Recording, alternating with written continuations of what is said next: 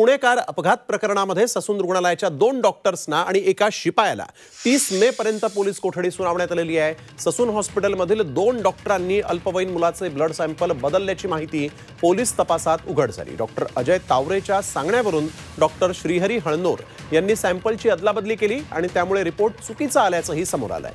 Doctor Ajay Taware आणि doctor Shrihari हळनोर यांना ससूनमधलाच एक शिपाई अतुल घटकांबळेनं मदत केली होती।